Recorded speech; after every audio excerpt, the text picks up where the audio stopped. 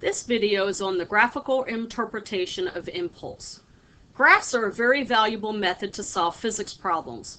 So far, we've used them when we talk about force over a time, and we've also used the graphs when we talk about kinematics. The forces are not always constant, and that's a problem. Sometimes they change.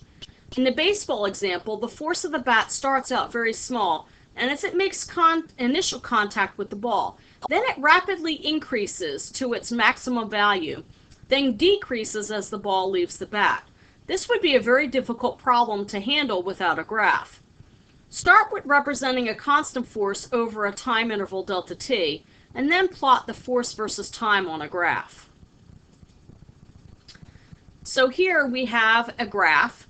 We have force versus time. The area of the curve is the impulse, or the change in momentum.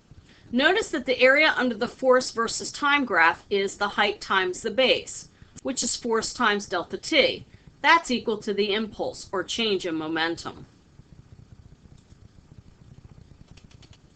By taking the area under the curve, we have found both impulse and change in momentum. If the force is not constant, the area can be found by breaking it into solvable shapes, like rectangles or triangles, and then adding them up. Using the force versus time graph shown, what is the change in momentum during the time interval from 0 to 6 seconds? Pause the video now. Okay, so let's see if you have the correct answer. Delta P is the area under the curve from 0 to 6 seconds. The area of the triangle from 0 to 3 seconds, plus the area of the rectangle from 3 to 6, plus, oh, sorry, we don't need any more because we're only going to 6 seconds.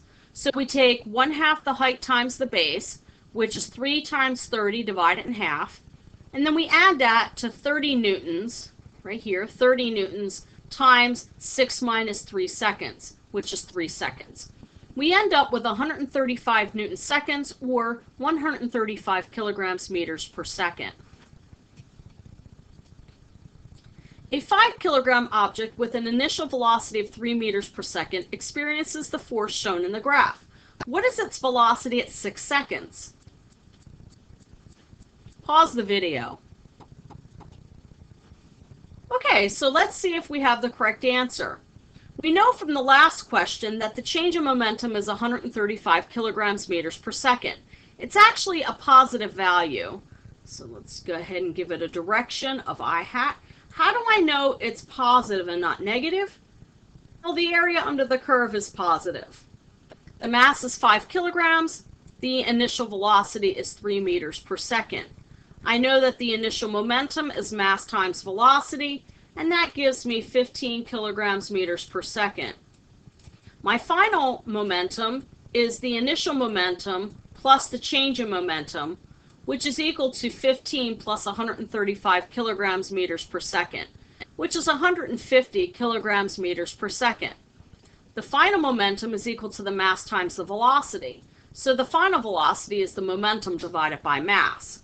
That's going to be 150 kilogram meter per second I hat divided by 5 kilograms, which is 30 meters per second I hat. Using the force versus time graph shown, what is the change in momentum during the interval between 6 and 10 seconds? Pause the video now. Okay, let's see if you're correct. We're going to go ahead and look at the area under the curve between 6 and 10 seconds. The area of 6 to 7 is a triangle plus a rectangle. So we have this triangle here plus the rectangle. And then from 7 to 10, we have a rectangle. So we're going to go ahead and take 1/2 times 20 times 1 second. 1 second times 20, so 30 minus 10 is 20. And then we're going to multiply that by 1/2 because we only want half of it. We're then going to add 10 newtons times 1 second, which will give us the area of this rectangle. We then add that to 3 seconds times 10 newtons, and that gives us the last piece of this equation. Adding them all together, we get 50 Newton seconds, or 50 kilogram meter per second. And again, this would be in the east direction, north direction, or I hat or j hat. It's just going to be a positive quantity. In the next unit, we're going to talk about momentum of systems of objects.